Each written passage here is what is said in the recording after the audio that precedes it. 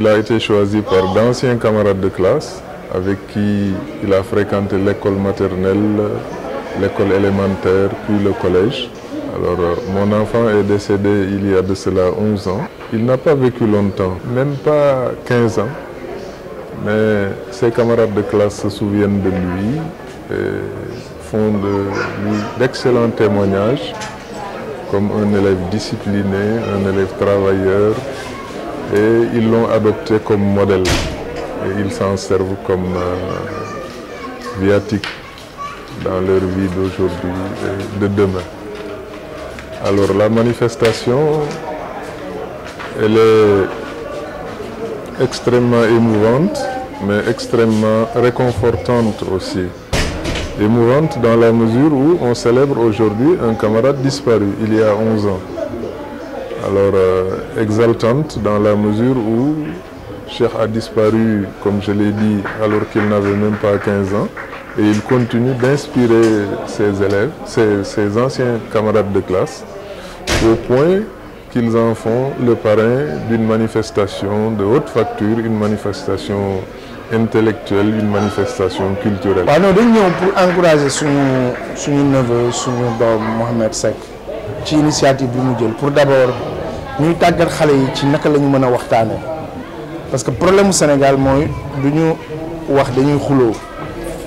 du ñu waxtaan dañuy werante du ñu weccante xalaat ku nekk da ngay wax sa naqar donc bu ñu gisee nag mu am initiative bi dañ koy encourager ma leen di wax ni leen daal man de lu ma gëm mooy wax ju ñaaw nit war na ko mën a moytu mais nit aussi war nga wax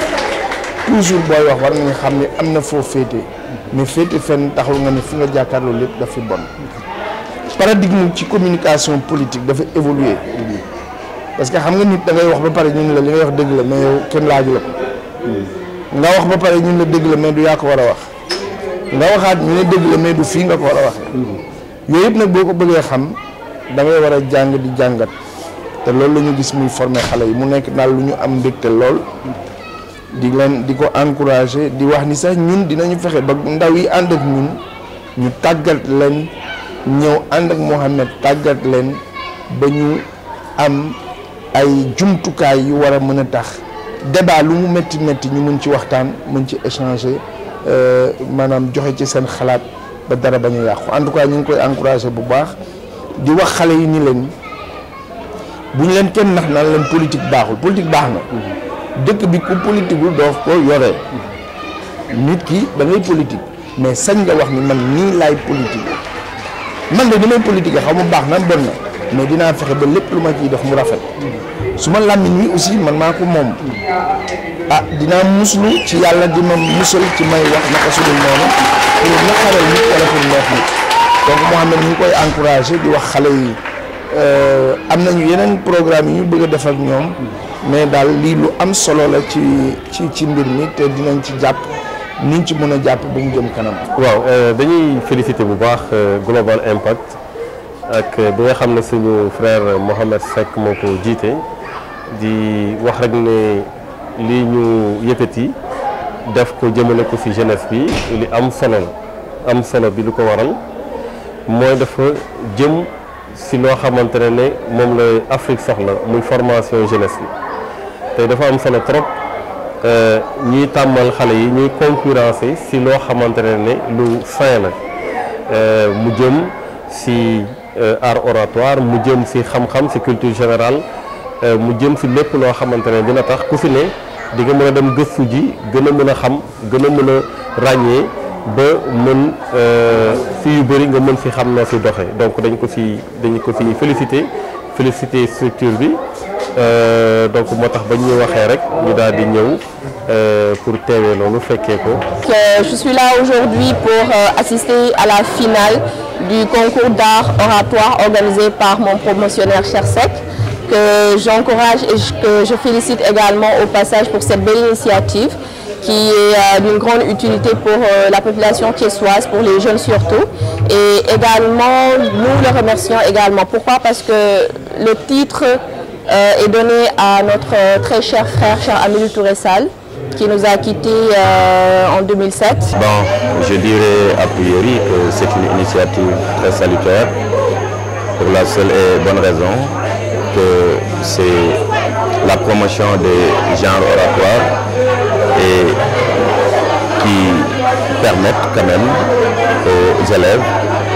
de développer doublement leurs aptitudes, qu'il s'agisse d'aptitudes communicationnelles et d'aptitudes également liées à la réflexion. C'est une belle initiative encore une fois et là je salue tout simplement la diligence des étudiants qui l'ont organisé et qui ont su y mettre la forme. De la compétition et le lycée Fayou.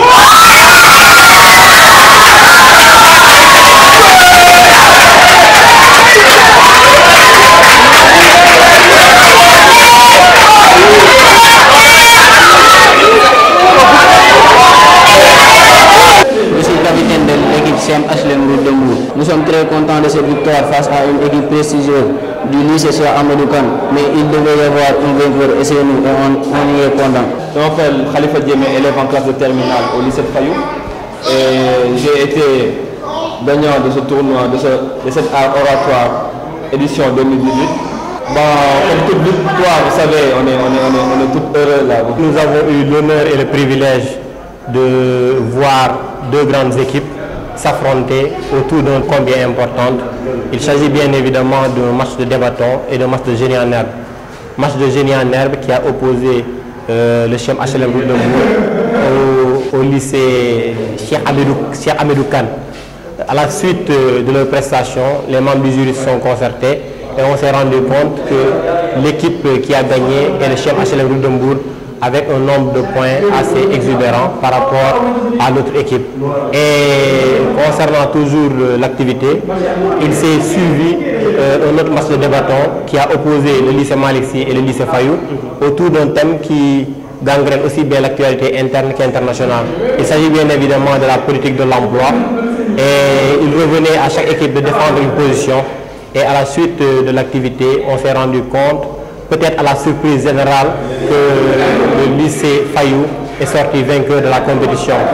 Aujourd'hui, nous sommes là, la compétition est terminée, mais on s'est rendu compte que d'aucuns et d'autres qui sont invités ont eu à magnifier l'activité. Entreprise bi nag dafay nekk di yëngu ci wàllu transformation de produits locaux maanaam fruits secs li ñuy wax fruits secs muy noix de cajou moom la ñuy transformer di si def ay pastilles de cajou di si def amande de cajou di si def aussi beurre de cajou di ko bëgg exporter vers le Maghreb.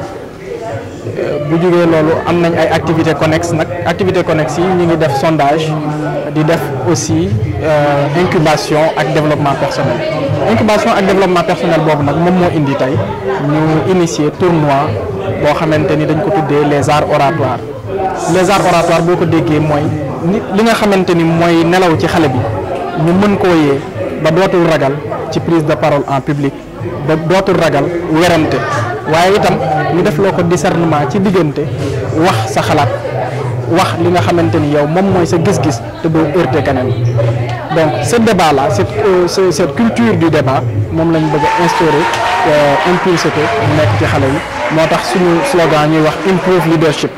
Afrique dafa nekk continent boo xamante ni bëri na ressources yu ko yàlla may li ñuy wax ressource naturelle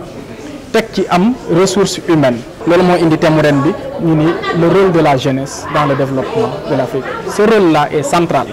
ce rôle là est crucial. Il faut que nag jeune bu ci nekk nga yeewu ci loolu li Macky Sall di wax développement du capital humain ñu nekk ci loolu di ci yëngu ngir xale yi ñoom ci boppam ñu conscient ni li nga xamante ni mooy defar Afrique ci ñoom lay jógee mais il faut une prise de conscience collective loolu moom mooy li nga xamante ni mooy tournoi bi nga xam ne mooy tournoi art oratoire. Di remercier autorités yi si jàpp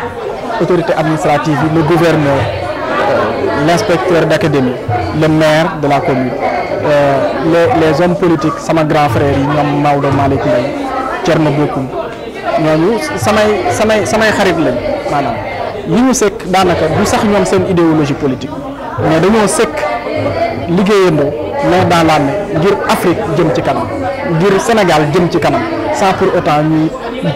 appesantir ci ay obédience politique. Donc loolu itam c'est une belle vision loolu itam lañ bëgg a jàngalaat xale yi ni ñaari nit mën nañ bañ a bokk gis-gis mais mën nañoo ànd.